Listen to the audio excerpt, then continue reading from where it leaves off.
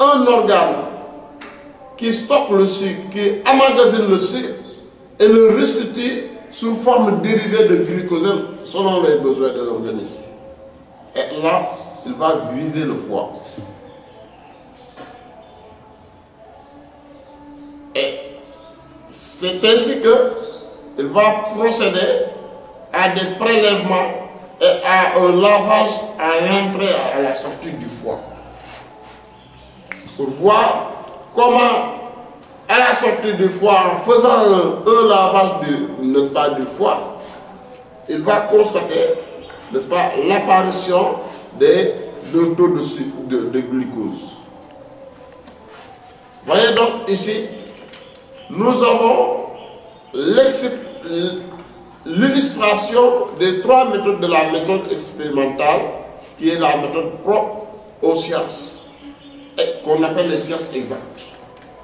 C'est grâce à cette méthode que les sciences exactes fournissent des connaissances objectives, universelles et rationnelles, valables, apodictiques. La question qui se pose étant de savoir si cette méthode expérimentale est totalement fiable et absolument fiable. La méthode expérimentale est-elle applicable à tout temps, à tout moment et pour n'importe quel type de science, y compris les sciences qui portent sur l'homme, comme la biologie humaine?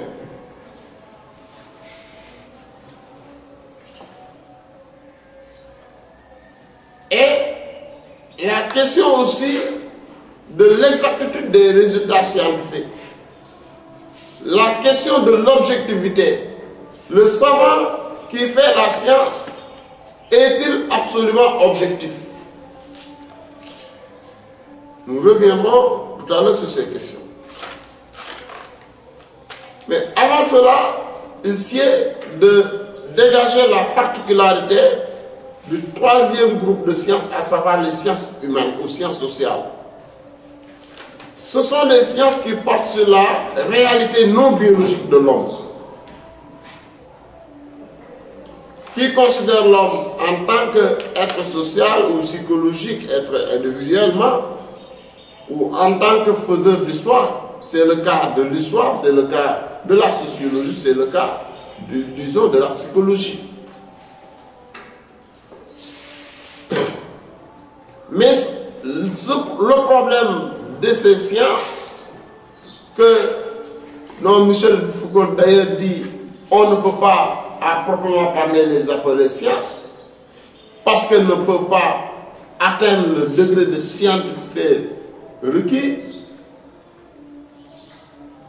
Pourquoi? Parce que ce sont des sciences molles qui ont un problème d'objectivité. Pourquoi? Parce que dans ces sciences, l'homme est à la fois sujet connaissant et objet à connaître. L'homme étudie l'homme. Or, il a été dit que quand l'homme étudie l'homme, l'objectivité qui est nécessaire à toute connaissance scientifique devient problématique.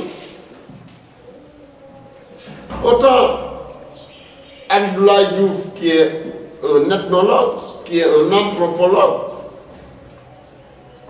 qui est natif de la localité,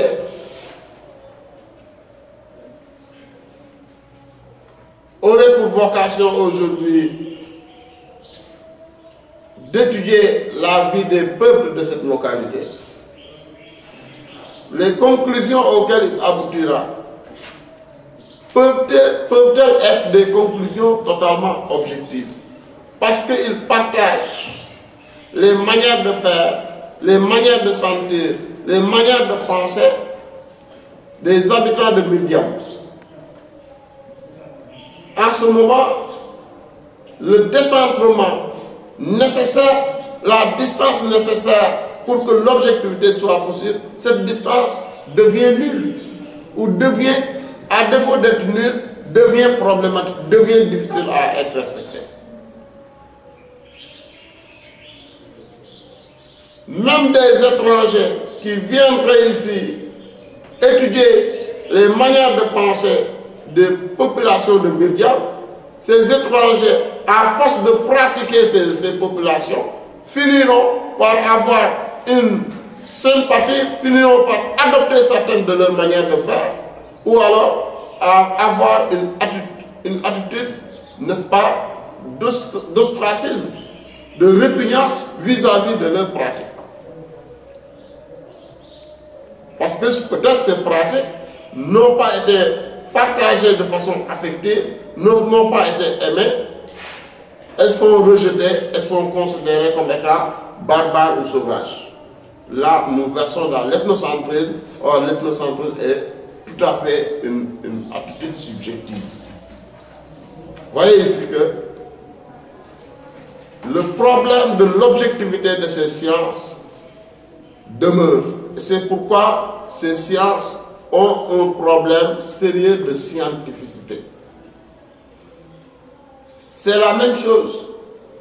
Les historiens, parfois, selon des préoccupations politiques, selon des préoccupations idéologiques, peuvent tripoter l'authenticité des faits historiques.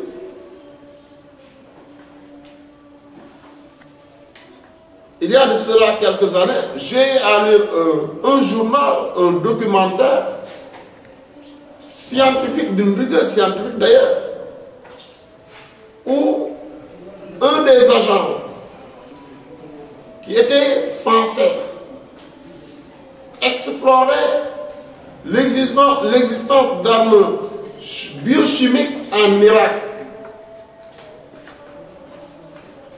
qui était à l'origine de l'accusation des États-Unis contre l'Irak et pour justifier la guerre de l'Irak.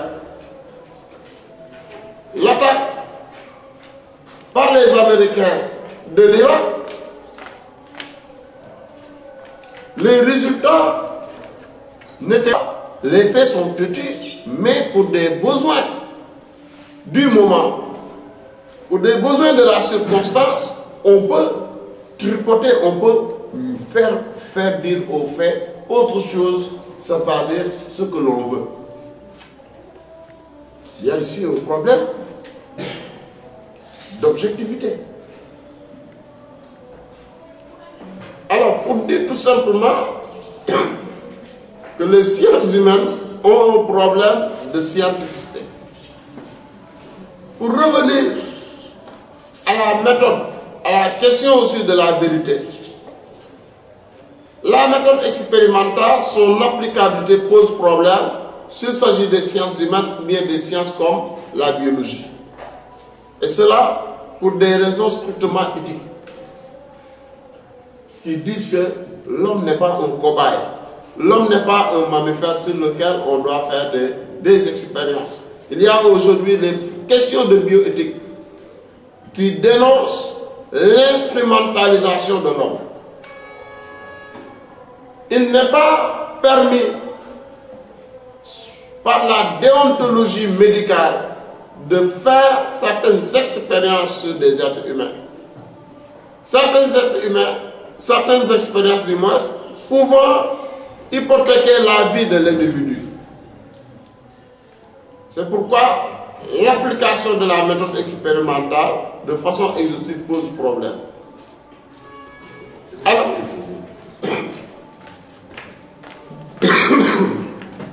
pour ce qui est de l'objectivité scientifique, la science est-elle absolument objective?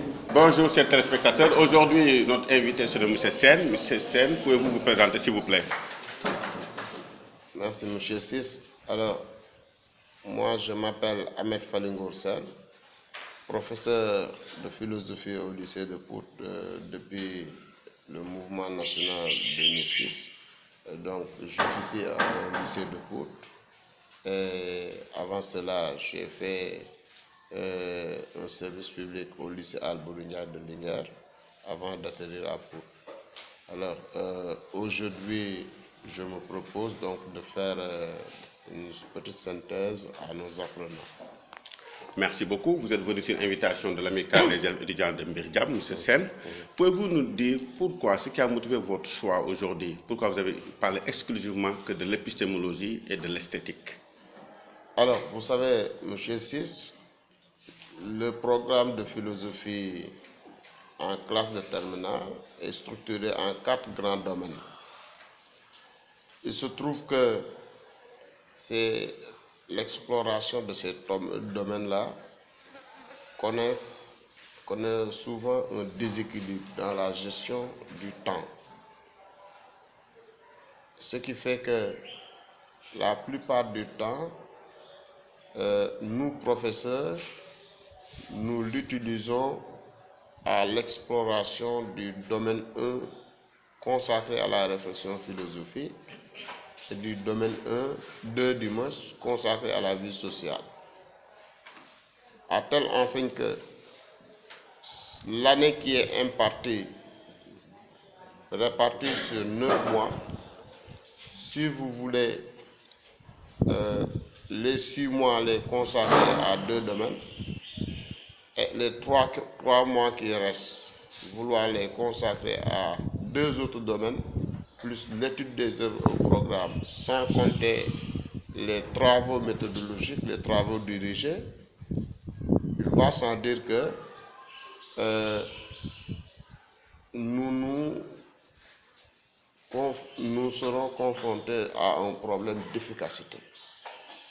À telle enseigne que j'ai jugé utile de consacrer cette séance de synthèse à reparcourir ces 2 derniers domaines pour permettre aux apprenants de bien assimiler les contenus, les enseignements apprentissages qui structurent ces 2 domaines, et cela se préparer davantage pour affronter l'anticipé de philosophie qui se tiendra dans quelques jours. C'est très bien, c'est très pertinent.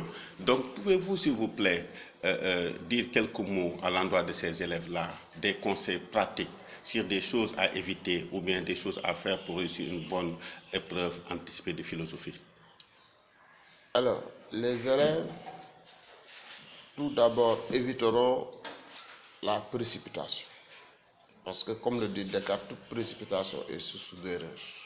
Cela veut dire quoi? Ils sont appelés à prendre le temps de lire attentivement tous les 3 sujets qu'on leur donnera. Parce qu'ils auront 3 sujets, 2 sujets de dissertation et un texte à expliquer, à discuter. Pour ce faire, un problème de choix se pose ici. Or, pour choisir, il faut savoir ce qu'il faut choisir. Et pourquoi le choisir? Parce qu'il ne sert à rien de choisir un sujet pendant quelque temps, 1h30 ou 2 heures, pour le laisser de côté, pour reprendre un autre sujet. Tout pour dire qu'il faut faire attention, il faut faire doucement. Il ne faut pas se précipiter. Il ne faudrait pas aussi que les élèves, parce que tout simplement dans un sujet, figure un concept, science par exemple, ou religion, ou philosophie, pour s'empresser à fournir une restitution mécanique d'un cours sur tel ou tel thème. Cela, ce n'est pas répondre aux attentes, n'est-ce pas, des correcteurs. Il faut prendre le temps de lire attentivement les sujets, les comprendre, et à partir de la compréhension adéquate du problème que pose chaque sujet respectif, essayer de bâtir une réflexion personnelle, pertinente, rigoureuse et cohérente. C'est cela que nous attendons des élèves le jour de l'anticipé de l'heure. Doit-on comprendre par là que donc, les questions, c'est des questions de synthèse ou d'analyse? Oui, les deux à la fois. Non seulement il faut analyser le sujet pour savoir ce dont il est question dans le sujet, mais aussi il faut faire preuve d'un esprit synthétique. Un esprit synthétique qui procédera à pouvoir, n'est-ce pas, identifier ce qui, dans tel ou tel cours, serait tout à fait intéressant, important pour traiter tel ou tel problème qui est soumis ici dans ce sujet. Voyez-vous? Donc, pour dire qu'il ne s'agit pas de restitution mécanique, il ne s'agit pas aussi de faire étalage de toutes les connaissances que l'élève a acquises au cours de ces 9 mois d'apprentissage, mais c'est plutôt faire une capacité de synthèse, d'analyse, de discernement pour régler une situation problème. Donc voilà, donc j'ai parlé de capacité, capacité d'analyse, capacité d'argumentation, capacité de poser un problème, capacité aussi à résoudre un problème. Telles sont les performances que les élèves ou les candidats doivent réaliser le jour de l'anticipé, c'est-à-dire le 29 juin. Donc un bon philosophe doit être quelqu'un qui résout des problèmes et qui s'engage dans une pensée critique. Oui, absolument. Un bon philosophe doit faire preuve d'un esprit critique, d'un esprit d'analyse, d'un esprit de synthèse, pour poser un problème et penser à se doter de moyens efficaces pour la résolution de ce problème, même si c'est une résolution partielle et provisoire. Parce qu'encore une fois, en philosophie, il n'y a pas de réponse définitive. Toutes les réponses sont le commencement de nouvelles questions, ainsi de suite. Et c'est cela qui fait que la philosophie sera un cercle de cercle, une spirale comme le dit Hegel. Merci beaucoup, M. Sen. Maintenant, nous allons passer la parole. Si vous avez des questions à poser à M. Sen. Avant tout, je vous remercie. Parce que ce n'est pas facile de sacrifier votre dimanche comme ça. Même votre samedi, parce que hier, j'ai assisté à votre conférence. Donc, je vous remercie. Je remercie l'amicale aussi. Bon, franchement parler, on a beaucoup d'idées, beaucoup d'arguments. Les citations sont là. Mais notre principal problème, c'est l'application. Comment appliquer les sujets, c'est ça notre problème. Si vous pouvez venir sur ça, bon, je vous propose de nous expliquer ce sujet-là. La culture est-elle la négation de nature ou son accomplissement? Si vous pouvez nous aider à ce sujet-là. On peut prendre d'autres questions avant de vous donner la parole. Vous prenez note. La culture est-elle la négation de la nature? De la nature Ou son accomplissement? Ou son accomplissement, voilà. Une autre question? Oui. Présentez-vous. Bonjour tout le monde. Je m'appelle Mohamed Fall Diouf. Je suis élève complexe par Djibril Diouf, M. Fortin. J'ai une question à poser au M. Sen. C'est juste pour savoir, est-ce qu'on peut parler de la philosophie, une encyclopédie du savoir? Merci. Merci. Est-ce que la philosophie est une encyclopédie du savoir? Une autre question? Sambaka. Bonjour tout le monde. Je me nomme Adamaka. Je suis en classe de terminale. Et donc, on remercie notre professeur M. Sen. Je suis au lycée de Pout. Donc je voulais savoir, M. Sen, vous avez dit que l'épistémologie c'est une réflexion philosophique, donc qui parle de la science d'une manière générale. Donc est-ce que la science même, ou bien la science et la technique, ou bien les autres sciences ont le temps de parler de la philosophie? Donc qu'est-ce que la philosophie peut nous apporter comme la science le fait? Donc, quel est son objet, quoi? C'est ça ma question, merci. Bonjour tout le monde. J'avais deux questions à poser à M. Sen. La première est la suivante. Les mathématiques ont-elles un rapport avec le monde? Première question. Deuxième question. Les lois de la pensée sont-elles les lois du monde? Très bien, merci beaucoup. Dernière question, s'il vous plaît. Ah, vous le posez après. Bonjour, je me nomme Abdoulaye Pouy. Ma question est la suite. Est-ce que on peut dire que la raison a-t-elle toujours raison? C'est ça ma question. Est-ce que la raison a-t-elle toujours raison? Merci. La raison a-t-elle toujours raison? Bonjour tout le monde. Je me nomme Awa Faye, j'étudie au lycée de Sébikotane. Ma question est, quel rapport la science entretient-elle avec la connaissance acquise par l'expérience? Merci. La science entretient-elle avec la connaissance acquise par l'expérience? Science contre expérience acquise par l'expérience. Aux sciences acquises par l'expérience. Donc, on va donner la parole à M. Sen pour apporter des éléments de réponse à tous vos questionnements.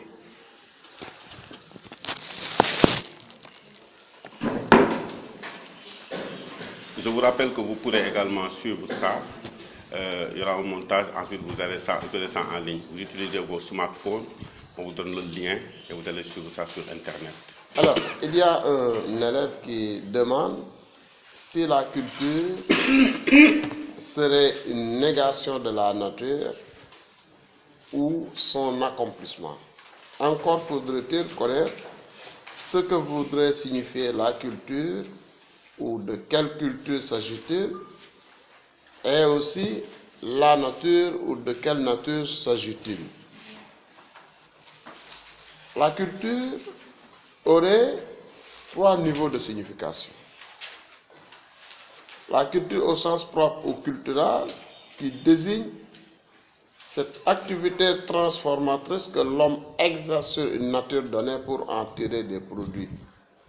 Par exemple, quand on parle de la culture du mil, de l'arachide, on pense ici à un ensemble d'activités que l'homme exerce sur la terre en labourant la terre, en la remuant, n'est-ce pas, en la défrichant, en la cultivant pour à la fin obtenir une récolte, un produit fini qui sera utile à sa propre conservation.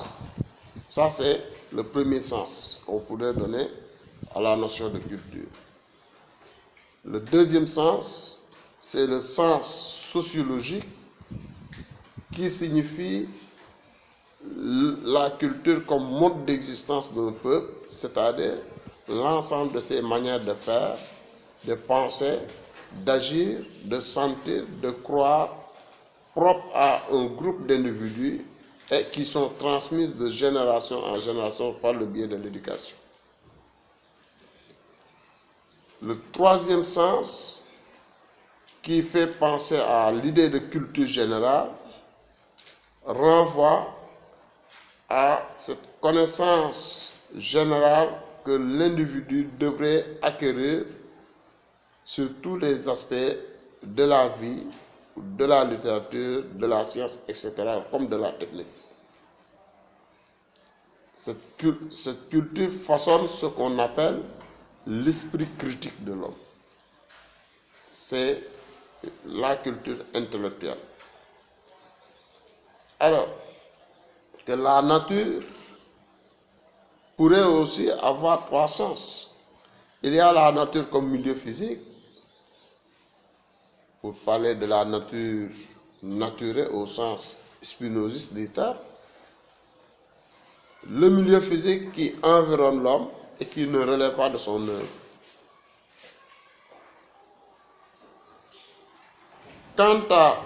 Quant au deuxième sens du mot nature, il renvoie à l'inné, à ce dont l'homme est doté en venant au monde. Sa nature biologique, l'ensemble de ses pulsions, l'ensemble de ses désirs, etc. De sa libido. il y a une troisième acception du mot nature qui renvoie à l'essence d'un objet ou d'une chose ou d'un être. La nature de ce portable, la nature de ce bouquet de fleurs. La nature de cette table, c'est l'essence. Alors, si la culture, pris en son sens 1 et 2, c'est-à-dire au sens d'une activité transformatrice qui est exercée sur une nature donnée, et au sens d'un ensemble de manières de penser, de faire, d'agir, de croire, de sentir, de parler, propres à une communauté qui sont transmises de génération en génération par le biais de l'éducation, on articule cette culture à la notion de nature. On peut penser que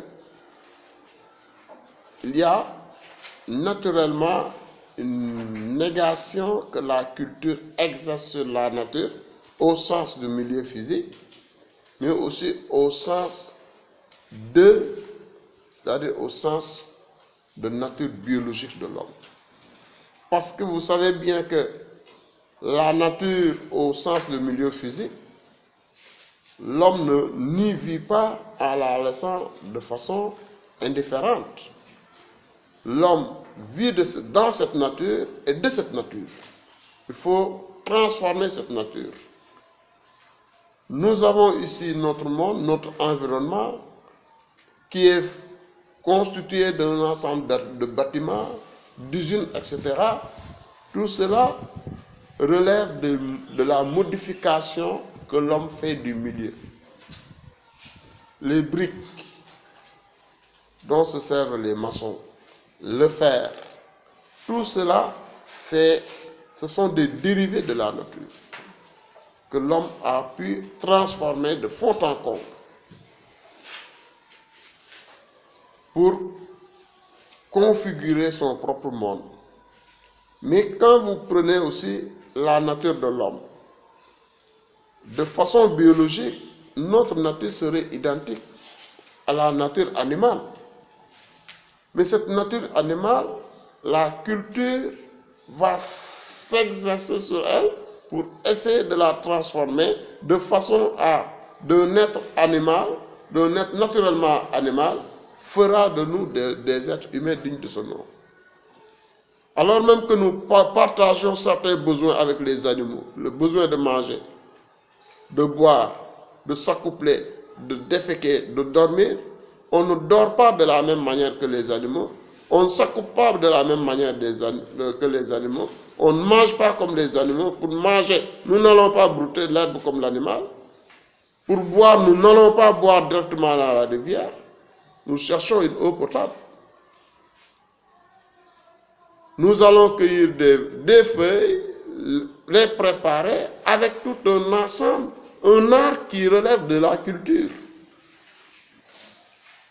Et donc, c'est cet art, c'est cela que l'homme ajoute à la nature qui contribue à façonner ce qu'on appelle la nature de l'homme. La nature humaine est de ce point de vue le résultat d'un processus d'enculturation ou d'insertion de l'homme dans une culture ou d'apprentissage de l'homme dans une culture, c'est-à-dire un processus qu'on appelle l'éducation.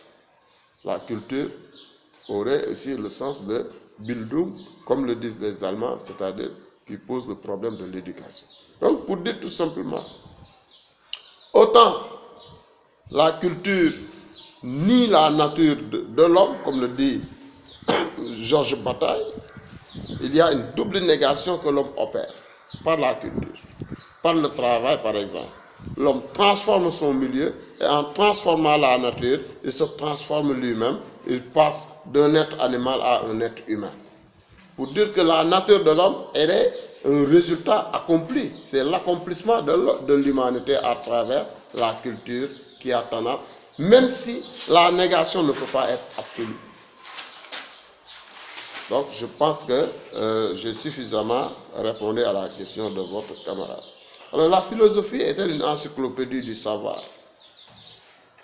C'est une des acceptions ou des définitions qu'a pris une fois dans son histoire la pensée philosophique. L'encyclopédie, vous savez cela, ce serait ce grand dictionnaire qui regroupe toutes les activités humaines, toutes les sciences. Or, vous savez bien que dans l'Antiquité, la philosophie a une fois nourri cette ambition de regrouper l'ensemble des savoirs, l'ensemble des sciences et regrouper les sciences. Elle était même considérée comme étant la mère des sciences. Ce qui faisait que, au début, la philosophie et la science étaient indistinctes. Il était impossible de les dissocier, de les séparer. Et c'est cela, cette orientation de la philosophie à regrouper en son sein toutes les sciences qui n'avaient pas encore conquis leur indépendance, qui justifie l'appellation d'encyclopédie du savoir. Connaissance de la totalité ou le savoir de la totalité. La philosophie était un savoir total parce qu'elle regroupait toutes les sciences. Et cette orientation encyclopédique, nous la retrouvons au XVIIe siècle, notamment avec la métaphore arborescente de René Descartes qui dit que toute la philosophie, c'est comme un arbre dont les racines sont la métaphysique, le tronc est la physique, et les branches qui sortent de ce tronc sont toutes les autres sciences, parmi lesquelles il cite trois principales, à savoir la mécanique, la médecine et la morale.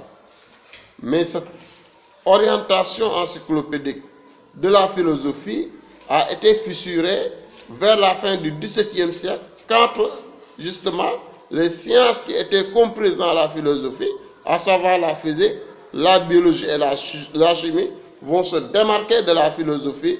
Et c'est cette démarcation de la philosophie qui a fait dire à Jean Toussaint de Santé, la science, très bien, la science a fait aujourd'hui son deuil du savoir, c'est-à-dire la science ne peut plus revendiquer, la philosophie ne peut plus revendiquer le statut de science, mais devient ici une réflexion critique, interrogative, qui va porter sur l'ensemble des sciences, mais aussi sur tout le reste de l'expérience humaine. Je pense que c'est cela qu'il faut retenir ici. Alors, les autres sciences parlent-elles de la philosophie? Oui, les autres sciences parlent d'elles-mêmes. Elles parlent d'elles-mêmes, que ce soit la biologie, la physique, la technique, elles parlent d'elles-mêmes. Quand elles parlent de la philosophie, parfois c'est pour la contester, c'est pour la critiquer en pensant que la philosophie ne fournit pas un savoir sûr et certain. Voilà pourquoi il était dit que toute compétition entre philosophie et science en matière de production du savoir demeure ruineuse pour la philosophie. Voyez-vous? Donc, pour dire tout simplement, les sciences qui se sont démarquées de la philosophie ont acquis une certaine fierté, celle consistant à pouvoir fournir des résultats exacts, des connaissances exactes et objectifs universels. Alors que la philosophie reste un éternel questionnement. Mais est-ce que cela, c'est une raison pour disqualifier la philosophie? Certains qui ont parlé de la mort de la philosophie ont vu la philosophie ressusciter, ont vu la philosophie survivre. Voyez-vous? Mais quand elle survit, comment elle se présente face aux sciences? Elle se présente sous la forme d'une réflexion critique, d'une réflexion interrogative. Tout à l'heure, en posant la nécessité de l'épistémologie, je vous ai rappelé les questions que se pose l'épistémologue. À savoir, comment naissent les sciences? Comment procèdent les sciences? La science est-elle scientifiquement vraie? Absolument scientifique, comme le dit d'ailleurs une question qui a été posée ici par un de vos camarades, je ne sais pas laquelle encore. C'est vous qui posez cette question. Hein? Dans quelle mesure peut-on douter de la scientificité de la science? Voilà, c'est vous, voilà. Dans quelle mesure peut-on douter de la scientificité de la science? Il y a Bachelard qui nous dit que la connaissance du réel est une lumière qui projette des zones d'ombre, des ombres. Autrement dit, il y a des zones que la science ne parvient pas à éclaircir. Autrement dit, il y a des limites de la science. Il y a des questions que la science est incapable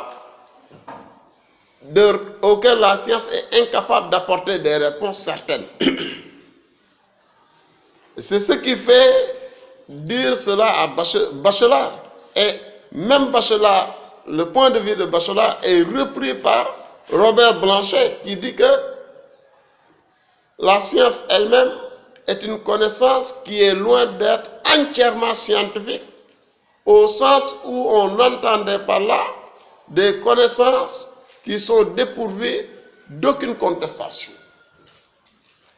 Voyez-vous, pour dire que toute connaissance scientifique a des limites. Et les limites de la science sont le commencement de la philosophie. Par exemple, les questions d'où venons-nous, où allons-nous, que nous est-il permis d'espérer, l'existence a-t-elle un sens? Ça, ce sont des questions qui dépassent les compétences du savant et que la philosophie prend en charge. Voilà pourquoi il est admis que la philosophie supplée aux limites ou aux déficiences de la science, voyons, qui explique ce qu'on envisage ici entre les deux, à savoir des relations de complémentarité, des pactes d'inséparabilité entre la philosophie et la science. La philosophie se nourrit de la science, parce que la science, en se développant, n'est pas sans poser des problèmes. Les vérités scientifiques influent directement notre existence aujourd'hui. Aujourd'hui, quand on parle de trafic des organes, quand on parle de bébés éprouvettes, d'insémination artificielle, quand on parle d'eugénisme, c'est grâce au progrès des sciences dans le domaine biologique, dans le domaine de la biologie moléculaire ou de la microbiologie, dans le domaine de la science qu'on appelle la génétique. Or, le développement de la génétique a permis à l'homme aujourd'hui de pouvoir réaliser certains rêves, de pouvoir réaliser certains de ses désirs. Mais devons-nous, oui, la question du devoir ici qui se pose, que devons-nous faire, qui est une question éminemment philosophique que pose Kant. Devons-nous, coûte que coûte, appliquer ces possibilités que nous offre la biotechnologie ou les biotechnologies? Si oui, que deviendrait notre existence? Que deviendrait notre monde ici? La religion ne risque-t-elle pas de disparaître si l'homme applique vaille que vaille les possibilités que lui offrent aujourd'hui les biotechnologies? Parce que c'est cela, la remise en question même de la place de Dieu. Ah, c'est Nietzsche qui dit cela, qui t'a donné une éponge pour effacer l'horizon. La religion fait partie des tables de valeurs, les valeurs qui constituent des repères pour l'humanité. Si nous effaçons les valeurs, l'homme va être un être qui va se perdre. Voilà pourquoi il faudrait que la science s'arrête à son domaine de prédilection et laisse aux autres disciplines, comme la religion, comme l'art, comme la philosophie, le soin de moraliser, de compléter la vie de l'homme. Parce que la vie de l'homme ne se limite pas tout simplement à la science et à la technique. L'homme est un être de religion. L'homme est un être de philosophie. L'homme est un être métaphysique. L'homme est un homo aestheticus. Je pense que j'ai en même temps réglé votre question, M. 6. Très bien. Alors, les mathématiques ont-elles un rapport avec le monde? En tant que science de l'esprit, science formelle, on pouvait penser que elles n'ont pas de rapport direct avec la réalité. Mais à y regarder de plus près, on se rend compte que les mathématiques prennent leur source dans la réalité, dans le monde. Quand vous prenez l'algèbre, les nombres, les calculs, c'était des besoins pratiques qui ont poussé les hommes à inventer les nombres. Parce que quand vous prenez le mot calcul, calcul vient du latin calculos, qui donne naissance à caillou. Au début, pour faire des calculs, l'homme utilisait des cailloux. Mais vous savez bien que ça, ce n'était pas pratique. Il fallait inventer des nombres, des chiffres, pour opérer les calculs. De la même manière, ce sont les besoins des techniques d'arpentage. Quand le Nil était en période de décrue, qu'il fallait mesurer la terre, justement, c'est cela qui a facilité la naissance de la géométrie. Géométros, qui signifie mesure de la terre. Les besoins humains, qui étaient des besoins concrets et réels, qui ont permis le décollage ou l'invention des sciences de l'esprit, à savoir les mathématiques. Les mathématiques qui se développent, mais en se développant, vont fournir des formules, des théories, des lois qui seront après aussi appliquées dans la vie concrète de l'homme. Quand vous prenez les autoroutes qui sont construites par des ingénieurs qui sont des techniciens, mais les ingénieurs qui conçoivent les autoroutes, ou bien certaines usines sous forme cylindrique, tout cela, ce sont des applications de problèmes ou de formules mathématiques. Les fonctions, les courbes que vous tracez, etc.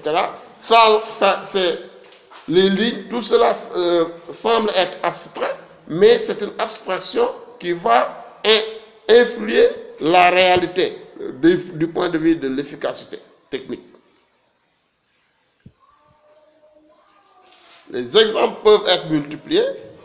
Vous prenez l'ordinateur, c'est un outil technique pratique, mais un outil technique pratique qui a été rendu possible par l'application des logarithmes de Neper, les LN, que vous apprenez.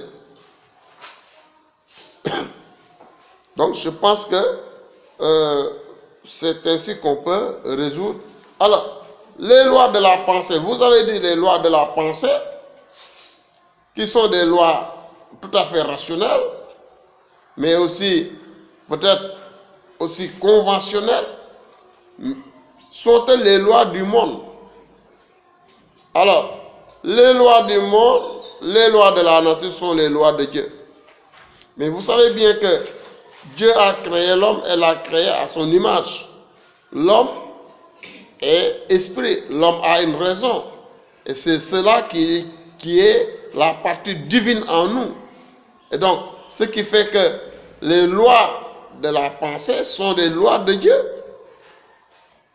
Et ce sont ces lois de la pensée qui appliquées par l'homme, peuvent l'aider à découvrir ou à comprendre les lois du monde qui sont les lois de Dieu. Tout comme pour dire que la meilleure manière de démontrer l'existence de Dieu, ce serait la science. Est un moyen, est une voie plus simple pour parvenir, pour qui nous mène à Dieu. Parce que les lois de la nature ne tombent pas du néant. C'est dans la preuve ontologique que Descartes dit cela. Il est impossible que du néant procède quelque chose. Il y a toujours une cause première, une cause fondamentale, qui est la cause des lois de la nature, qui est la cause de nous-mêmes, parce que nous aussi, nous ne sommes pas créés. C'est Dieu qui serait l'auteur de tout cela. La raison a-t-elle toujours raison? Donc, vous avez ici deux expressions du mot raison. La raison employé dans un autre sens a-t-elle toujours raison? A-t-elle toujours raison qui veut dire avoir raison? Avoir absolument raison ou nécessairement raison? Toujours. La raison, première raison, renvoie à la raison en tant que faculté de connaître. C'est-à-dire cette instance intellectuelle que l'homme utilise pour rechercher la vérité. Avoir raison, c'est posséder ici la vérité. Donc, par le biais de la raison, l'homme découvre-t-il toujours la vérité? C'est cela la reformulation de votre question, de votre sujet. Alors, on peut considérer que par la raison, l'homme accède à des vérités, mais pas à toute la vérité. Pourquoi? Parce que il y a des mystères qui échappent au pouvoir de notre raison. C'est-à-dire, il y a des domaines auxquels la raison ne peut pas parvenir à un savoir sûr et certain, vérifiable au sens scientifique du terme. C'est comme par exemple les questions de la foi, qui appartiennent à ce que Pascal appelle l'infiniment grand. La raison qui est de l'ordre de l'infiniment petit, comment peut-elle comprendre ou accéder à l'infiniment grand? Voilà ce qui fait que la raison a des limites, des déficiences auxquelles doit suppléer la foi, la croyance. Voilà pourquoi Kant disait, j'ai dû abolir le savoir pour lui substituer la croyance, c'est-à-dire la foi. Donc je pense que, alors, le rapport que la science entretient avec la connaissance acquise par expérience, la connaissance acquise par expérience vague, c'est-à-dire la connaissance par exemple par ouï dire, j'ai entendu dire, tout cela ce sont des formes de connaissance ou d'approche du réel que Bachelard considère comme autant d'obstacles épistémologiques par rapport auxquels l'esprit scientifique devrait rompre, n'est-ce pas, pour avoir une attitude beaucoup plus rigoureuse, beaucoup plus scientifique et beaucoup plus objective par rapport au réel, dans la compréhension du réel. Parce que la connaissance acquise par expérience, elle est une connaissance souvent subjective. Or, cette dimension subjective qui a tendance, comme le dit Bachelard en parlant de l'opinion, qui a traduit des besoins en connaissance, à faire de ce point de vue ce que l'on pourrait appeler de l'anthropomorphisme. Connaissance acquise par expérience, ou la connaissance sensible, ou la connaissance empirique, ou l'opinion, sont anthropomorphiques. Qu'est-ce que cela veut dire? Faire de l'anthropomorphisme, dans le mot anthropomorphisme, il y a deux mots. Anthropos, qui signifie homme, morphisme, qui renvoie à la forme. Et donc, une connaissance anthropomorphique, c'est une connaissance qui attribue des formes ou des qualités humaines aux phénomènes. Au lieu donc de mesurer les phénomènes, au lieu de les quantifier, on leur attribue des qualités sensibles ou des affections humaines. Cette démarche est anti-scientifique, c'est un obstacle épistémologique par rapport auquel il faut rompre. Voilà pourquoi Bachelard nous incitait à opérer ce qu'on appelle une psychanalyse de la connaissance. Bachelard dit qu'il faut psychanalyser la connaissance. Qu'est-ce que cela veut dire? Cela veut dire épurer, débarrasser la connaissance de toutes nos projections sentimentales, passionnelles, conscientes et inconscientes que nous faisons, que l'homme de la connaissance empirique, l'homme de l'opinion, a tendance à faire. Afin de considérer les phénomènes objectivement comme existant indépendamment de nos consciences, de notre sensibilité, pour les connaître objectivement, pour découvrir leurs lois, c'est-à-dire leurs rapports ou les relations nécessaires de constantes et universelles. C'est cela qu'il appelle la loi scientifique. Je pense donc c'est cela ce qui était pour l'essentiel des questions qui m'étaient soumises.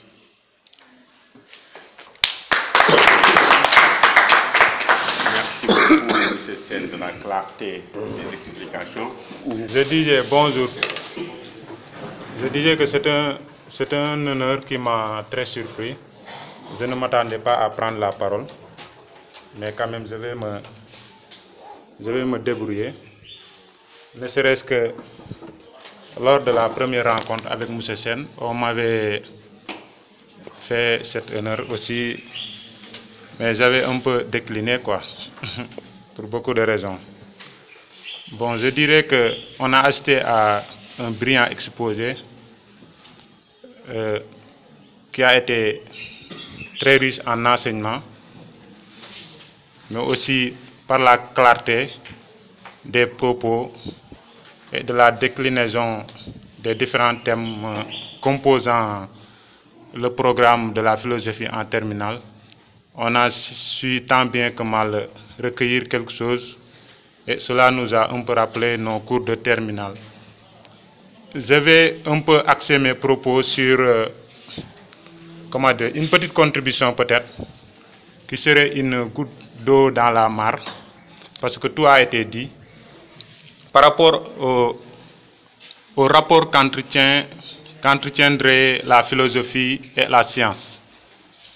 Nous, on nous l'a appris d'une manière très simple, très imagée, en nous disant que c'est un rapport d'abord de mariage.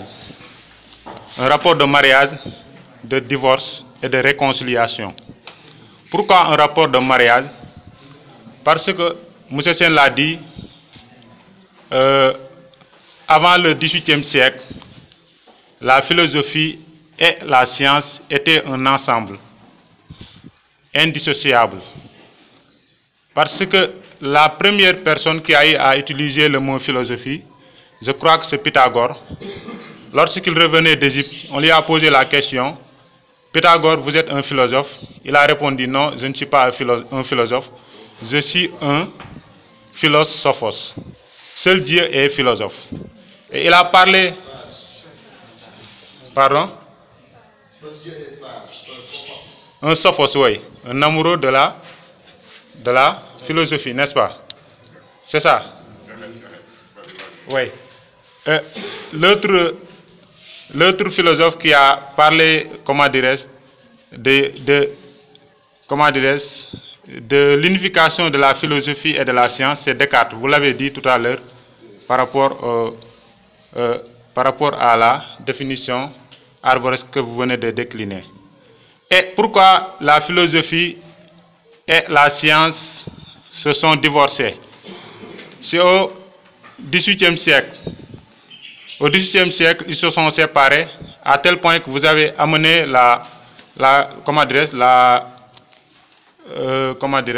vous avez convoqué Lalande en disant que la philosophie, la science amène des réponses concordantes. Et vous avez parlé aussi de Fouzerola qui disait que toute tentative de mise en compétition de la philosophie et la science est dès le début vouée à l'échec. La réconciliation, surtout, c'est ça qui m'intéresse. Vous avez parlé de vous avez parlé de l'éthique, n'est-ce pas? C'est là que la réconciliation est venue, mais dès le départ, au moment du divorce, vous savez tous que les philosophes, les scientifiques ont émis des critiques à l'encontre de la philosophie en disant qu'il ne peut rien apporter. C'est là que notre professeur de philosophie nous parlait de la famille des heures, en parlant de ventilateurs, climatiseurs, ainsi de suite, réfrigérateurs, pour nous dire tout simplement de l'importance de la philosophie, de la science devant la philosophie. Et la réconciliation, c'est par rapport au dérapage que la philosophie, la science venait de faire. On parle de la bombe atomique. Aujourd'hui, on peut parler des nouvelles technologies avec la cybercriminalité, n'est-ce pas? C'est pourquoi, c'est là que la réconciliation est venue. C'est comme la science a dit, la philosophie a dit à la science, vas-y, tu vas revenir tôt ou tard. soo demee ba xamatoo fi nga jëm nga dellu fi nga jóge. C'est là que est revenue la réconciliation et la philosophie est revenue pour raisonner la science. C'était juste une petite contribution et je vous remercie. Merci beaucoup, c'était pertinent, M. Sis. Merci pour tout. Donc, nous allons devoir conclure. Remercier tous ceux qui ont pris de leur temps pour venir assister à cet événement, à cette grande cérémonie. En commençant par les dirigeants de l'amicale. Ça réconforte l'idée selon laquelle, même si les Américains nous disent que time is money, nous allons dire ici au Sénégal, étant un pays sous-développé, que time is knowledge. Le temps, c'est du savoir.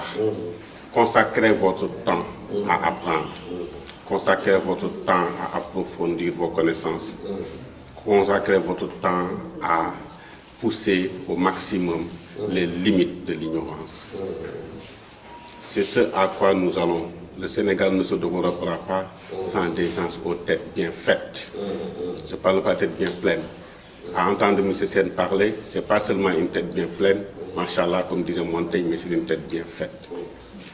Sur ce, nous allons convoquer Voltaire qui disait qu'on ne conçoit pas un horloge sans horloger, mais il a parlé d'un tantôt qui disait à l'autre qui t'a permis d'aller effacer l'horizon. Nous allons procéder comme font les croyants, en formulant des prières. Tout d'abord, pour la réussite de tous nos candidats aux examens à venir, BAC et BFM d'abord, mais également pour prier pour une victoire éclatante de nos lions ce soir face au Japon. Parce que nous sommes tous d'abord des patriotes. Il faut passer à l'État, à la nation.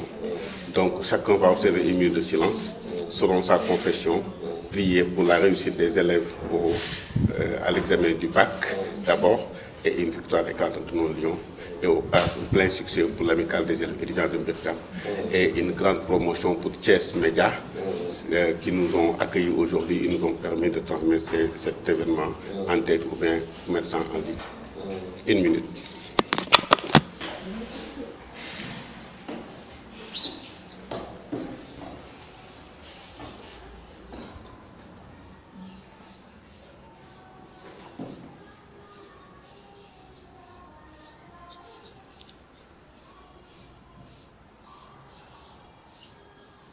Amen. Monsieur Denfadus, merci beaucoup. Voilà, Merci. Yes, thank you. Round, standing ovation pour Mr. Sen.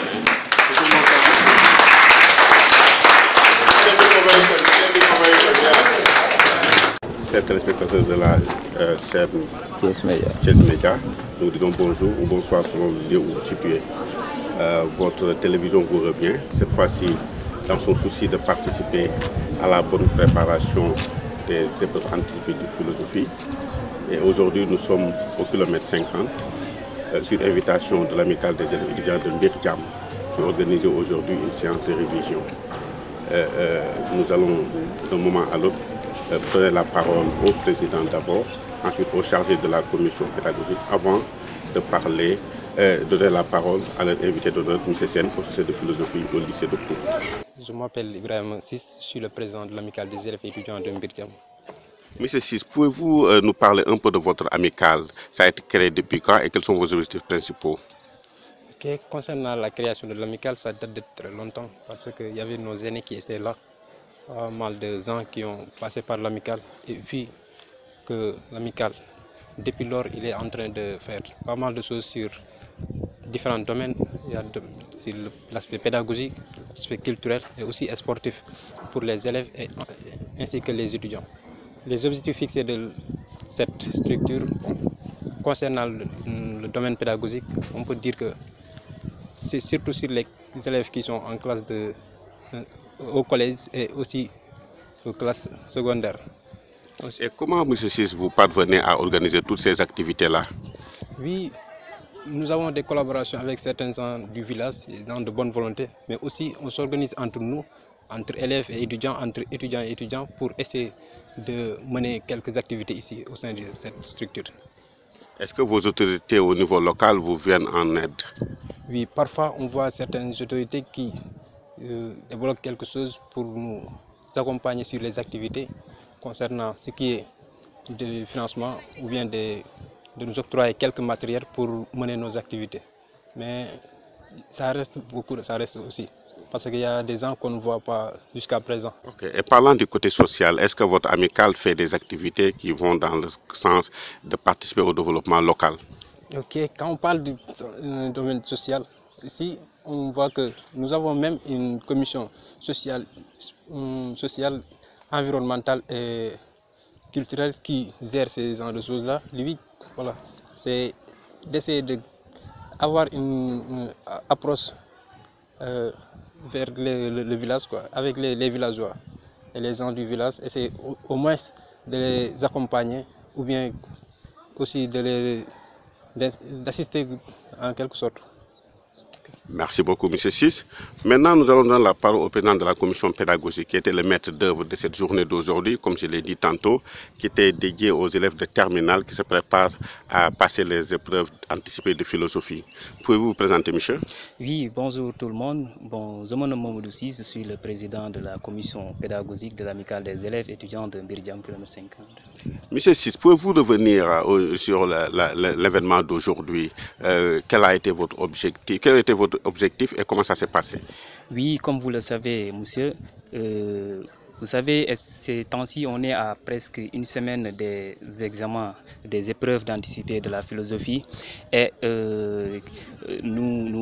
depuis cette préparation date de longtemps. Vraiment, on s'est décarcassé, on a fait des porte-à-porte pour informer les élèves parce qu'on est conscient que vraiment ces épreuves de philosophie annoncent peut-être, c'est l'ouverture en quelque sorte des examens de baccalauréat.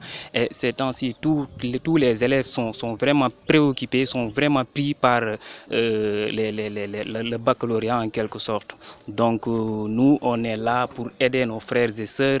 Vraiment, c'est ça en quelque sorte. Avez-vous l'impression d'avoir réussi votre événement?